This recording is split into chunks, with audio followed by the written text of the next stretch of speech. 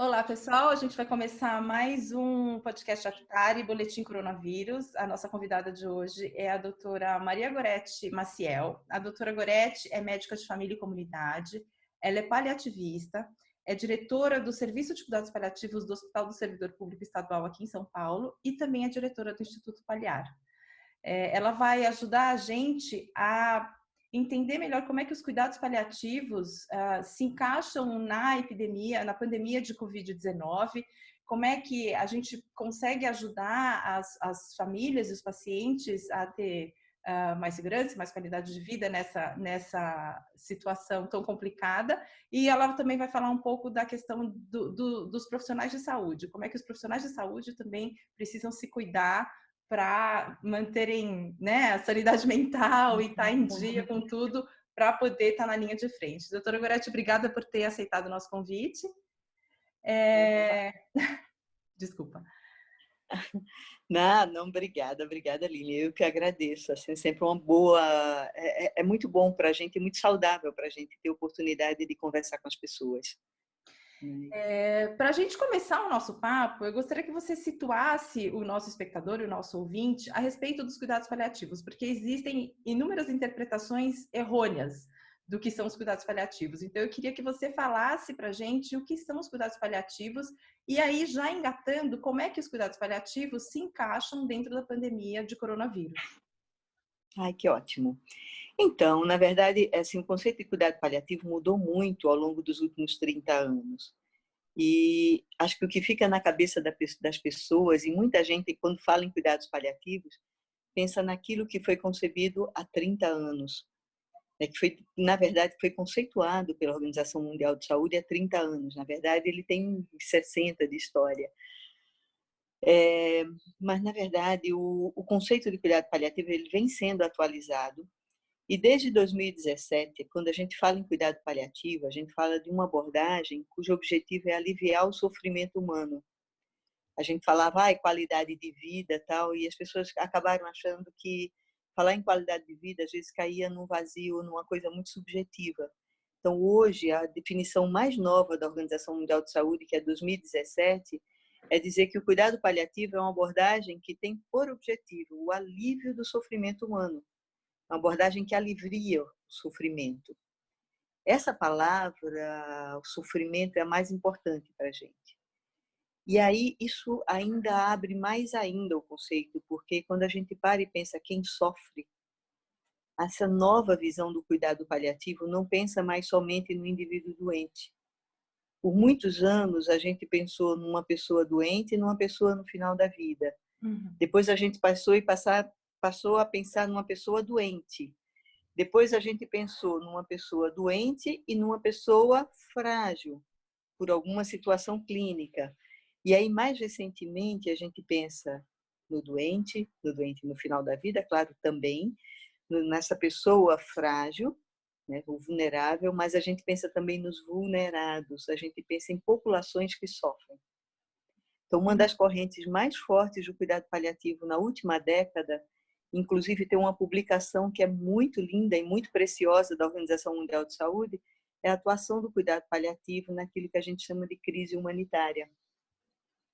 E crise humanitária é exatamente a situação que a gente vive hoje nessa pandemia, porque a gente está diante do mundo inteiro sofrendo por risco de perdas massivas de vida. Isso está acontecendo em muitos lugares, em muitos países. As pessoas estão morrendo em grande quantidade. E de uma forma muito ruim, com muito sofrimento, né? Existem muitos medos, existem muitas formas de sofrimento nessa crise. Se a gente olhar um pouquinho mais para ela, ela é exatamente o foco da ação do cuidado paliativo. Então, o cuidado paliativo se encaixa perfeitamente nessa crise, por muitos aspectos. Assim, acho que a gente tem muitas coisas no cuidado paliativo, muitos elementos, muitas ferramentas, como a gente chama, do cuidado paliativo, que se encaixam muito bem nessa crise. Eu acho que a primeira de todas, posso ir falando, né? Pode falar, Acho que a primeira de todas... De que maneira prática o cuidado paliativo se aplica para o paciente, para a família? Como é que a gente consegue usar o cuidado paliativo para aliviar esse sofrimento? Sim. Eu acho que o primeiro pilar, a primeira grande ferramenta é a questão da comunicação. Toda equipe de cuidados paliativos, todo profissional que trabalha numa equipe de cuidados paliativos, ele tem, por necessidade, por natureza e por princípio, desenvolver habilidades de comunicação. E isso agora é muito rico, né? Porque quando você faz uma comunicação de qualidade, você humaniza o processo. Veja bem, as pessoas estão chegando em grande quantidade no pronto-socorro, estão internando em grande quantidade, estão indo para unidades críticas em grande quantidade, que são as UTIs, né? Estão passando por situação de risco de vida, um risco agudo de vida, e essa coisa muda de uma hora para outra. Você está muito bem num dia, no dia seguinte você está lá entubado, sedado no UTI, e a sua família está perdida sem conseguir te ver. Uhum. E aí, como é que a gente conversa com um doente que parece que está bem, que chega aparentemente bem no pronto-socorro, mas ele está muito grave e ele precisa de suporte de vida? Como é que você conversa com a família? Como é que você faz ponte entre essa família e a equipe de saúde? Como é que você consegue fazer ponte entre um indivíduo que está isolado numa unidade de tratamento, que não está Uhum. tão grave assim, mas está numa unidade de isolamento, que não pode ver a família? Como é que você faz essa ponte entre ele e a sua família? Depois, as mortes estão acontecendo, né? Como é que você lida para dar essa notícia para a família? E não só do doente que está na unidade de cuidado paliativo, o que está acontecendo com os hospitais todos. Os hospitais estão mudando as rotinas assim todos os dias, né? Todo dia a gente chega num hospital novo e diferente. Uhum. Então, mesmo os doentes que têm outras doenças, que estão em outras situações, em fim de vida ou não, a maioria deles não está podendo receber visitas. Uhum. Quando muito tem um acompanhante. Então, as pessoas estão muito sozinhas, né? E aí o cuidado paliativista tem ferramentas de comunicação para fazer essa conexão entre as pessoas. Então, esse é um grande primeiro pilar, e o que a gente tem feito com as equipes e tem conversado com alunos, com as pessoas interessadas, é use e abuse das suas boas ferramentas de comunicação. Uhum. E, inclusive, porque a gente está se adaptando a uma forma diferente de comunicação. A gente está conversando com as pessoas por telefone, quando muito dessa forma que eu estou conversando com você, Uhum. né? Uhum. Por um Zoom, por uma ferramenta qualquer da internet que permita ver a pessoa, o que é Uhum. muito Uhum. interessante. Depois, a gente tem uma forma muito peculiar de avaliar os pacientes. Tanto que, assim, a primeira coisa que a gente faz quando entra em contato com o doente é colher dele a sua biografia. Isso humaniza demais todo o processo. Parece que não, mas colher a biografia é criar uma conexão, sabe, humana. É a pessoa se sentir tratada como gente. E Uhum. isso faz muita diferença. Isso dá muita segurança ao doente, em qualquer situação.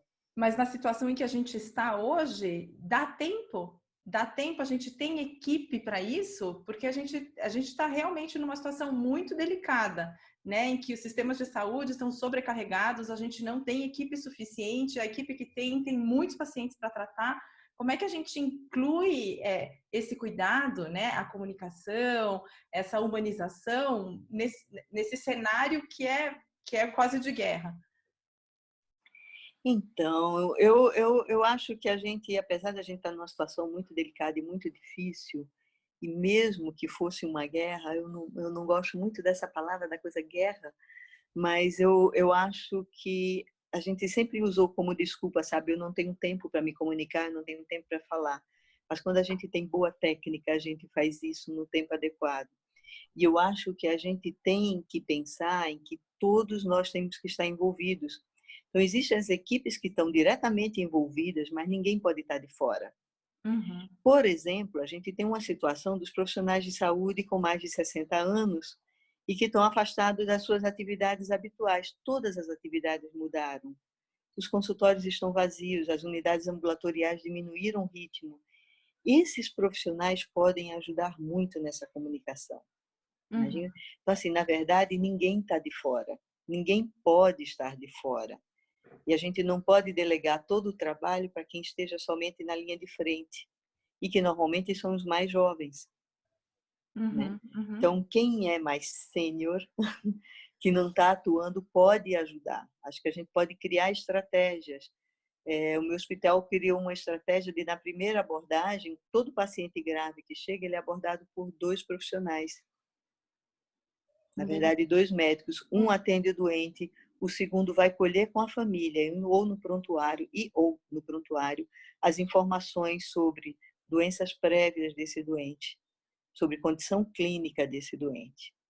Uhum, Esse processo de avaliação e esse processo de comunicação ajudam muito essas equipes a tomar as boas decisões. uhum, Uma uhum, coisa que tem acontecido no mundo e que tem sido desastrosa e que a gente pode evitar, e o cuidado paliativo tem a ferramenta exata para isso, é que os doentes chegam graves no pronto-socorro e as pessoas estão submetendo eles a tratamento mais agressivos, mais, eu não diria agressivo, mas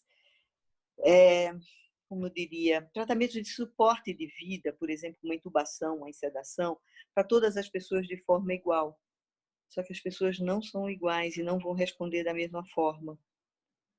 Se você faz isso numa pessoa muito idosa, muito frágil, a chance dela responder mal é muito grande. E aí, quando ela responde bem, e responde bem ao tratamento de vírus, a pessoa tem condição de resposta, ótima. O tempo dela na UTI, o tempo dela do ventilador é menor, porque você consegue tirar essa pessoa depois. E a uhum, gente tem boas histórias de cura, né, de resolução do problema. Quem não está curando é quem previamente tinha uma condição muito ruim, de muita fragilidade, as pessoas que estão muito doentes e que já não deveriam ser entubadas, percebe? Então, a gente tem essa boa comunicação e uma avaliação preciosa do doente nessa hora, consegue te dar um poder de decisão melhor e definir quem de fato vai se beneficiar desse tratamento e quem não vai beneficiar. uhum, Se fala muito em falência do sistema de saúde, isso pode acontecer, a gente está sujeito a isso, não vai livrar, mas isso pode ser minimizado se a gente, antes de deixar falir, ou antes da gente agir sem pensar, a gente pensar antes de agir. E a gente oferecer ao doente, de fato, o melhor tratamento. Porque, às vezes, as pessoas estão chegando no pronto-socorro morrendo pelas suas doenças, não exatamente pelo vírus. E essas pessoas estão sendo tratadas como se tivessem com vírus. E estão ocupando, né, estão sendo tratadas com recursos que não vão beneficiar ela nunca, muito pelo contrário. A gente vai uhum, sendo iatrogênico, a gente vai oferecendo às pessoas aquilo que a gente quer evitar, uma morte de má qualidade. uhum, Então, uhum, se a gente tem uma boa ferramenta de comunicação, uma boa ferramenta de avaliação do paciente, a gente consegue ter decisões mais preciosas. E com isso a gente otimiza o recurso que a gente tem. uhum, Isso é ímpar e a uhum, gente não pode abrir mão e a gente não pode deixar de participar desse momento. Acho que uhum, todo paliativista, hoje toda pessoa que tem uma formação razoável em cuidado paliativo hoje no Brasil tem que ser convocada, né? Tem que ser convocada para essa ajuda. uhum, Acho que a outra ferramenta importante é a do controle de sintomas. Claro, se você não vai oferecer um suporte de vida e um tratamento mais agressivo, até porque ele nem está indicado, ou mesmo que você ofereça, o controle de sintomas é primordial. Algumas pessoas chegam com muita tosse, com muita fadiga, às vezes com dispneia, né, com uhum, falta de ar, e a gente tem recurso na medicina paliativa tratando ou não adequadamente a doença, usando ou não um recurso de suporte maior. A gente tem recursos na medicina paliativa para aliviar esses sintomas. uhum, uhum. E isso é muito importante. A gente não pode permitir que o outro sofra, né? Em todas as situações. Esse é um aspecto fundamental no cuidado. O alívio de sintomas sempre. Isso Aham. deveria acontecer sempre em todos os pronto-socorros, mas é a hora da gente mostrar a nossa cara. E o que a gente está fazendo agora tem que ficar para diante. Depois, o hábito que a gente tem de dar atenção aos familiares, né? E Uhum. diminuir com isso o impacto desse sofrimento. Especialmente, né, quando a gente está diante de uma situação grave, diante da morte da pessoa. Acho que a atuação compassiva do cuidado paliativo, ela minimiza esse sofrimento. Só aí eu citei 4 coisas preciosas, né? Aham, aham. Tem muito mais, eu acho. Eu acho que a questão é que o cuidado paliativo, ele embora esteja ganhando mais visibilidade, ele esteja mais disponível para a população hoje, ele ainda, numa situação de emergência como essa que a gente está, ele ainda não é pensado como uma das prioridades. Ou é? O que você está vendo, por exemplo, lá no servidor público estadual? Você, você como diretora do Serviço de Cuidados Paliativos lá, quando chegam pacientes com Covid-19 ou com suspeita de coronavírus, as equipes começam a trabalhar imediatamente juntas. Os cuidados paliativos são chamados na hora que o paciente dá entrada, ou como é que funciona isso? Seria esse o sistema ideal? Então, chega a equipe de emergência com um paciente que está com sinais muito claros de coronavírus e o pessoal de cuidados paliativos entra junto? Essa seria a situação ideal, mas como o cuidado paliativo é um conhecimento que deve fazer parte de todo mundo, eu acho que mais do que nunca a gente tem que ensinar algumas coisas. Algumas ações básicas têm que ser ensinadas, porque as ações básicas em cuidados paliativos, elas são responsabilidade hoje de todo profissional de saúde, entendeu? As equipes de cuidados paliativos costumam ser equipes reduzidas, e no meu hospital é uma equipe reduzida. Uhum. Uma das coisas que aconteceu no meu hospital e que eu fico muito feliz por isso, a gente atua há 20 anos em cuidado paliativo no servidor, né? As pessoas conhecem a nossa atuação. Nós somos de imediato chamados para fazer parte do comitê de crise, Ah. entendeu? Então, a gente desde o início, desde o primeiro momento, tem atuado junto a outras equipes, tem atuado no planejamento das ações, né? Uhum. E a gente tem atuado nas discussões de casos clínicos e a gente tem apoiado as equipes em algumas ações. E Uhum. aí aparece um doente, um caso, todo caso um pouco diferente do habitual que aparece, a gente tem sido chamado e a gente opina. E opinião de paliativista sempre tem um caráter educativo, a gente anota muito bem, a gente deixa muito bem, a gente conversa com as pessoas, conversa com os profissionais. E nisso a gente vai deixando um rastro de cuidado. No Uhum. outro caso semelhante, a própria equipe já conduz. Isso a Uhum. gente tem observado. Então, tem um papel educativo e disseminador muito grande. É Uhum. claro que em alguns casos mais complicados a gente chega junto, mas esse papel de educação é muito importante. Uhum. Além disso, a gente teve oportunidade no hospital de logo na primeira semana a gente construiu alguns esquemas terapêuticos sobre controle de sintomas. Como Uhum. é que, por exemplo, você usa, bem usado, de forma adequada, a morfina para controlar sintomas? A gente fez um esqueminha terapêutico muito simples. E eu Uhum. tenho o maior orgulho, porque a gente está sendo chamada, às vezes, para ver, para opinar sobre alguns casos, e eu olho a prescrição, está direitinho lá.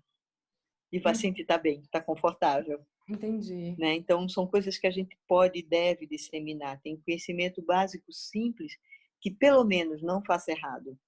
Uhum. Né? Uhum. Não faça errado. Comece com dose baixa. Aumente a dose. Chegou num determinado ponto, acione a equipe.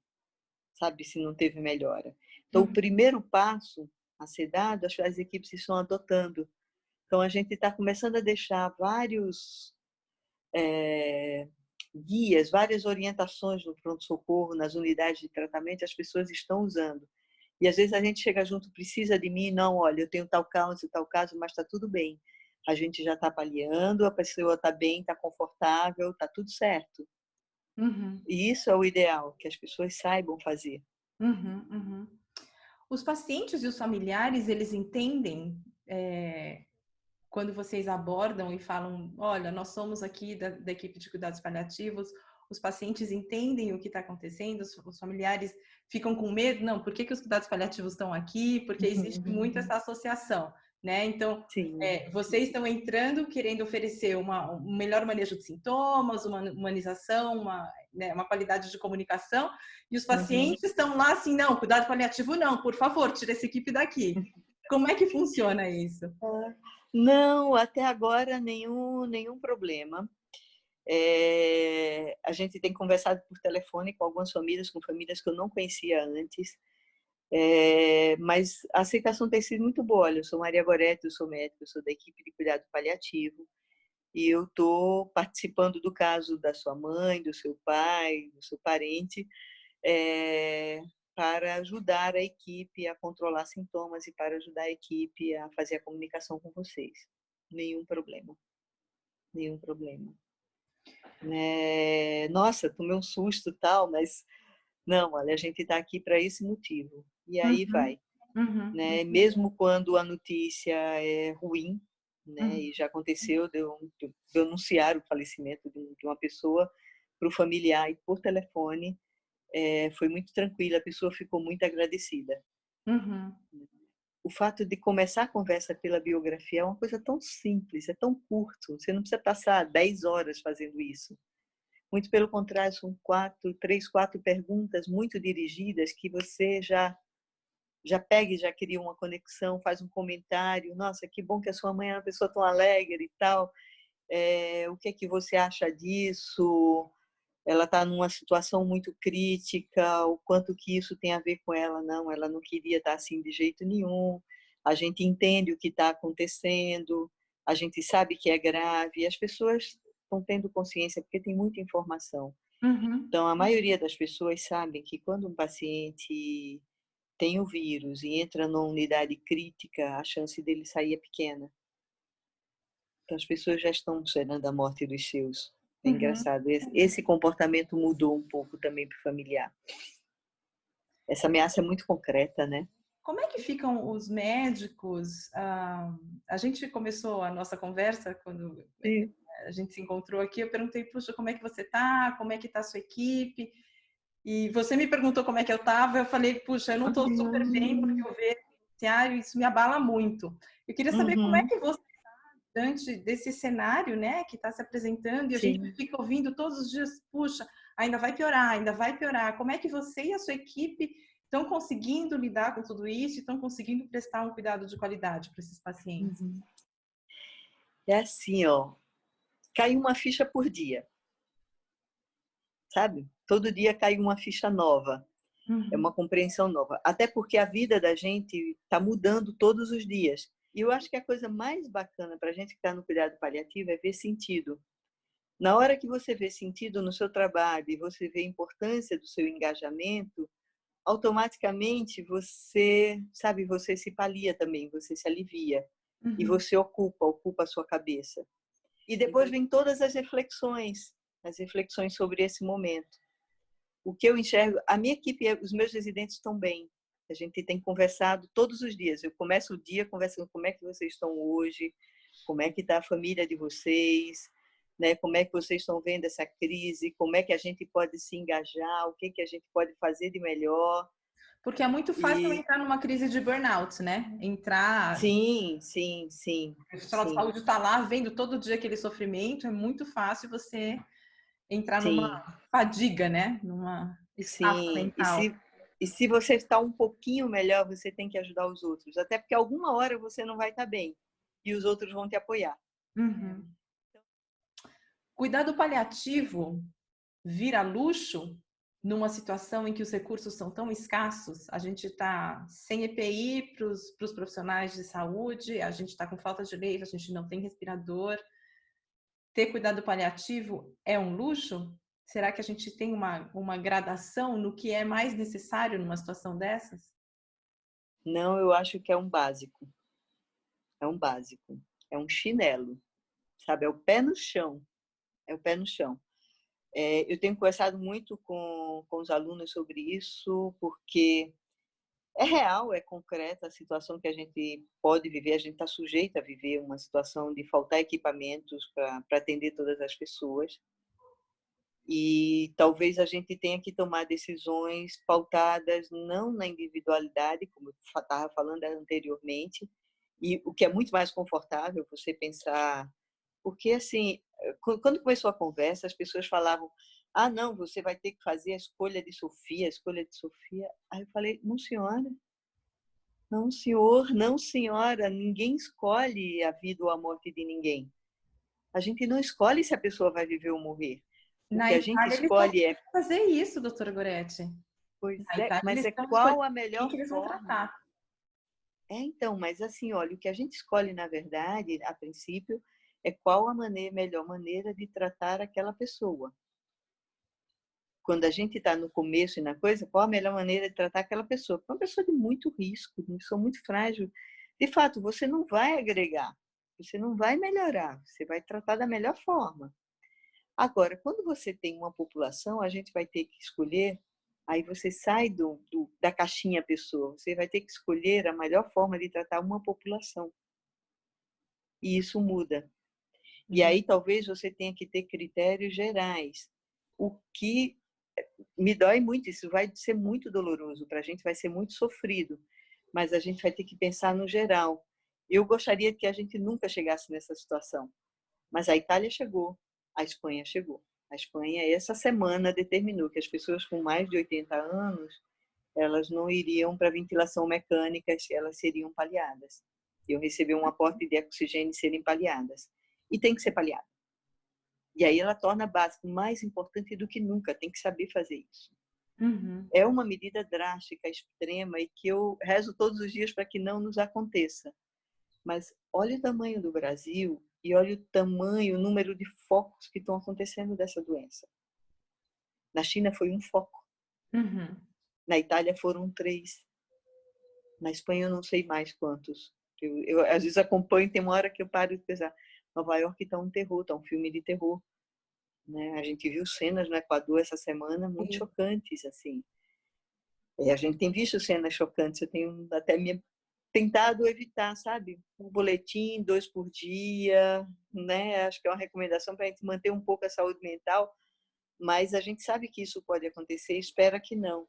Mas se acontecer, o profissional não pode tomar isso para si sozinho. Não sou eu que escolho, é uma escolha de uma população, porque eu Uhum. não cuido, sabe? Aí é a função do profissional de saúde.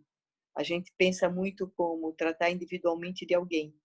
E do cuidado paliativo sempre foi pautado no cenário de tratar de alguém. Quanto mais individualizado, melhor. E é verdade isso é bom, é melhor mesmo. Mas tem uma hora que a gente tem que pensar como tratar de uma determinada população, para minimizar o dano para aquela população. Uhum. Uhum. E aí, para aquele que eu não vou tratar, ainda mais, seja por qual critério for, eu tenho que me esmeirar nas medidas paliativas. E talvez ele tenha um desfecho de vida melhor do que o outro, que foi tentado tratar e que não Uhum. conseguiu. Uhum. Né? Você acha que depois dessa pandemia, a forma como a medicina vai ser praticada vai mudar? Eu espero que sim. Eu espero que sim. Eu espero que essa epidemia, essa pandemia, ajude a gente a humanizar mais a medicina, sabe? A tornar essa uma ciência de compromisso, essa uma ciência de verdade, é uma ciência que tem que ser financiada. Isso é um custo para os países, não é uma fonte de renda, não pode ser, sabe? Não se trata saúde. Saúde e educação são deveres de Estado. Deveres de Estado. A gente produz dinheiro fazendo 1000 outras coisas, mas ensinando, preparando as pessoas para produzirem, que é a Uhum. educação, e cuidando da saúde das pessoas, isso é dever de Estado. É dever de toda a sociedade. E a gente não pode distorcer o que é uma boa prática de saúde a ponto dela virar uma fonte eterna de lucro cada vez mais. Uhum. Eu Uhum. acho que a gente vai ter que repensar isso como humanidade, para a sobrevivência da humanidade, porque essa é somente mais uma pandemia. A gente já teve outras gripes que ficaram mais restritos, a gente já teve ebola, a gente tem dengue, a gente tem muitas outras. Essa Uhum. é somente mais uma delas, né? Com uma característica de expansão muito rápida e de mudança rápida. Essa foi um chacoalho na humanidade. É possível que a gente tenha outras semelhantes. Daqui a Uhum. um ano, 2, 10, não sei. Uhum. Uhum. Mas a gente vai ter que estar preparada. Né? A gente vai ter que preparar para encarar de outra forma, para trabalhar de outra forma e viver de outra forma. Olha só. Olha só, é sofrimento para a gente Olha conseguir olhar só. do outro lado, né? E a gente nunca sabe se a gente vai sobreviver a ela ou não. Já passei por essa crise também. Gente, eu estou sujeita, eu estou num ambiente contaminado, eu convivo com pessoas contaminadas, meus colegas adoecem, estou sujeita, e daí? Né? E daí? E aí? E aí? Aí eu digo, poxa, pelo menos eu já fiz tanta coisa legal na minha vida e faço, eu vou continuar vivendo como se acontecer, aconteceu, entendeu? Meu legado está aí, minhas coisas estão aí, Uhum. seja lá o que eu tenha vivido ou não, né? Mas o que eu vivi já foi o bastante, todo dia é o bastante para mim. Então, paciência, se acontecer. Eu tenho dúvida se eu gostaria de ser entubada, sabe? Eu acho que vai depender muito da situação da época. Eu espero que eu tenha a oportunidade de falar isso. Vai depender da minha lucidez, da minha capacidade na hora e daquilo que eu senti na hora, se eu vou estar ser capaz ou não de me recuperar. Mas eu, sinceramente, não estou preocupada com isso, não. É Uhum. engraçado, eu já pulei a coisa de preocupar somente com a minha sobrevivência. Eu me preocupo com a sobrevivência de outra coisa, dos valores. Valores da humanidade. Valores nessa humanidade têm que mudar e têm que sobreviver os bons valores.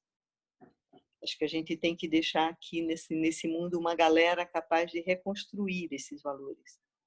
Uhum. Uhum. Sabe? A gente vai ter que reconstruir esse planeta. Eu venho falando disso há algum tempo. Eu só não imaginava que pudesse acontecer tão rápido e por causa de uma porcaria de um vírus, né? E uma porcaria que a gente nem ideia. É muito irônico, né? Morrer tanta gente por causa de um ser tão ignóbil como um vírus. É muito louco isso. Doutora Goretti, como é que a gente pode falar sobre a importância de diretivas antecipadas de vontade, de testamento vital nesse contexto? Porque muita gente nunca ouviu falar disso e aí, de repente, está lá, está com o vírus, está entubado, está numa situação super grave, a família não sabe o que fazer. Como é que a gente consegue enfatizar a importância desse documento e desse planejamento aí para os nossos ouvintes? A gente tem sido pego de surpresa, né? Porque a mudança no quadro e a necessidade virar um quadro para a gravidade acontece de forma muito rápida, né? E, de fato a gente vai sendo pego de surpresa. Eu acho que a gente tem que parar e pensar sobre isso e começar a deixar claro entre os nossos o desejo ou não de ser tratado, isso que eu acabei de falar para você. E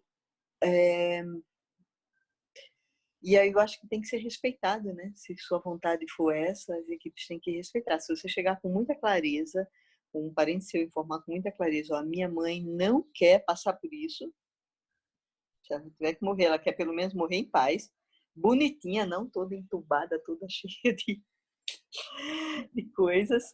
A gente tem que deixar isso claro, a gente tem que conversar sobre isso com mais clareza, deixar avisado.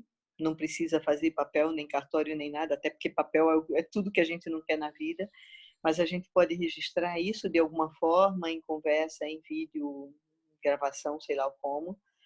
Mas as pessoas que te rodeiam e que vão te socorrer têm que saber disso. A maioria das pessoas tem chegado consciente ao pronto-socorro, Uhum. tem chegado conscientes.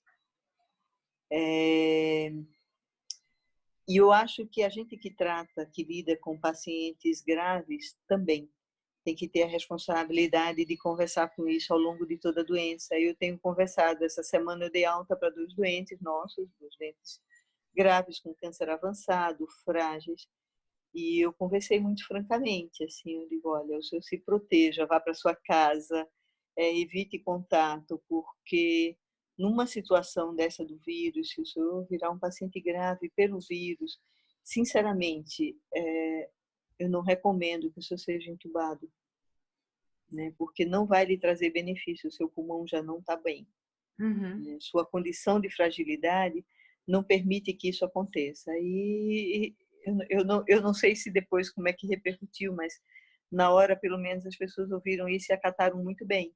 Uhum. Passaram, não, doutor, eu sei. Eu sei disso, seja o que Deus quiser, mas eu vou me cuidar. Uhum, uhum. Sabe, acho que a gente tem que falar francamente, para a gente evitar essas situações acontecerem de surpresa, Uhum, uhum. por Doutora falta Gorete, de saber. é, Deu, né, Lilian? acho que a gente pode ficar aqui muito tempo conversando, porque são muitos desdobramentos de cuidados paliativos que a gente pode discutir dentro do contexto da pandemia, mas eu acho que a gente trouxe pontos muito interessantes e que vão ajudar o nosso público, eu acho, a pensar na sua própria situação e na situação do coletivo também, né? Sim. Então, eu queria agradecer muito a sua participação, foi muito legal e muito inspirador, como sempre. Imagina. Eu não sei se eu deixei de perguntar alguma coisa que você acha que vale a pena a gente mencionar na entrevista para o nosso público. Quero que você fique Não, para mas acrescentar.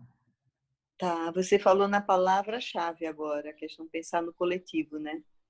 Mais do que nunca a gente tem que pensar no coletivo. Essa é a chave.